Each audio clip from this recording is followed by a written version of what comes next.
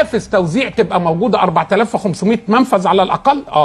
طب في المنافذ التوزيع الثلاث شركات بتوع النيل والاهرام والمجمعات والاستهلاكيه وسومانيل وكده، يقول لك بتخسر ليه يا بهوات؟ اصل عدد الموظفين كتير. نقول له بسيطه نحلها لك يا بابا، الصبح اطلب كده في كل منطقه كده، في كل منطقه في كل اسم. مصر فيها 222 اسم، 10 محلات يصلحوا سوبر ماركت للجمعيات الصبحيه، الناس تقدمهم واحنا نحط عليهم الجمعيات ونجيب لك شويه موظفين من اللي قاعدين السكرته اللي قاعدين دول، بدل ما يبقى في كل مكان 30 موظف مفروض يشيل 10 طلع له يعمل 20 حطهم تاني. يبقى انا زودت منافذ التوزيع اللي موجوده. اعمل منافذ توزيع لنوع واحد، يعني ده للحوم، ده للاسماك، ده للفراخ على طول، ده للخضروات، ده للبقول وهكذا.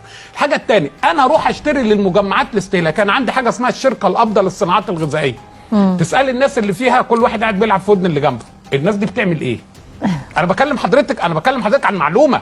كل واحد قاعد بيلعب فعلا في ودن اللي جنبه، ما بيعملش حاجه.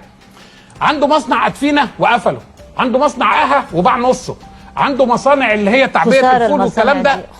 يا عم طب شغلهم الكلام ده فين؟ اجيب بقى حاجه. انا النهارده انا عمري ما فهمت الحاجات دي بتحصل. ما انا بقول لحضرتك لا بتحصل ليه؟ انا عارفه انها حصلت. هو مش عاوز يشتغل ومعلوش عقوبه على الفعل سواء الايجابي او السلبي. لو جم اخر الشهر قالوا تعالى يا كتكوت انت طب تقبض 100 جنيه. سيادتك عملت ايه الشهر ده؟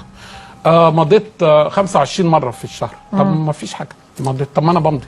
طب ما انا بقوم الصبحيه امضي، ايه المشكله يعني؟ سيادتك عملت منتج؟ لا، لان ما عندكيش انت مش حاطه له معايره وجوده للسلعه او الخدمه، معايير فبالتالي ما يقدرش يشتغل.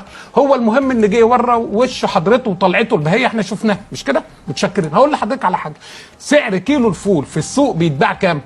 بيتباع بسعر كام؟ 12 جنيه و13 و15 جنيه. سعر العدس 12 و13 انا بكلمك على حاجه اديه فيها. عارفه ده بيتاخد من الفلاح بكام؟ بكام؟ ب 2 جنيه. يا طب ازيدك من الشعر يعني من الشعر بيت كده نقول عليه. انا بستورد 90% من احتياجاتي من الفول، 90% من احتياجات 85% سوري من الفول، 85% من العدس، 85% من الذره، 93% من الزيت. طب ليه؟ الفلاح يزرعه ليه لما بيتاخد منه ب 2 جنيه؟ الفدان بيطلع طن يعني بيبيعه ب 2000 جنيه. طب لو زرعته لب سيادتك ابيعه ب 7000 جنيه. ازرع لب وازقز ولا ازرع فول واخسر؟ لا لب وازقز طبعا. مش كده برضه؟ طبعا حقه. وانا استورد وعاوز عمله شمرامز عمله توت الحواديت دي. تعالى يا عم انا وزاره التموين اهو، وزير تموين، انا بقول لك بقى واجباته يعمل ايه الصبحيه. الو للفلاحين كلهم هاخد كيلو الفول ب 6 جنيه يبقى الطن ب 6000 جنيه. الصبحيه كل فلاح يزرع فول عنده صح؟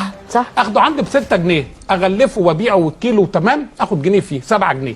يبقى انا رخصت السعر في السوق صح وما استوردتش من بره وضغطت على العمله صح، واديت الفلاح يهيص بدل ما ب 2 جنيه بقى يبيع ب 6. الراجل بيهيص برضه وهيشتري ويشتري جلاليب ويتجوز على مراته وشغلانه جميله وزي الفل ويجيب لنا عيال تاني، يعني الدنيا تبقى رايقه كلنا مش كده برضه؟ اعمل نفس الكلام في الفول، اعمله في العدس، اعمله في الذره، اعمله في الزيت اللي موجود.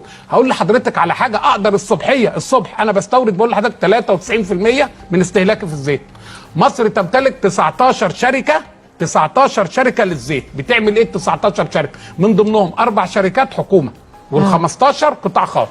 يعمل ايه سيادتك؟ يشتري الزيت من بره يدخله مكنه يكرره بس. فانا بشتري البلوك. طب عشان وقتنا ما انا هقول لحضرتك يعني اللي بيحصل الكلام اللي بيتقال ده صعب التحقيق. لا صعب تحقيقه بالاليات دي. لازم اعمل الجدول دوت علشان الكلام ده يمشي. اقدر اخف الصبحيه يقول هنعمل حد اقصى لهامش الربح للسلع والخدمات، وكل سلعه تقول لي تكلفتها كام، والناس الجهاز مركز المحاسبات موجود والمحاسبين وبتوع الضرايب موجودين والناس دولت اللي موجودين. استخدم منافذ التوزيع اللي موجوده عندي.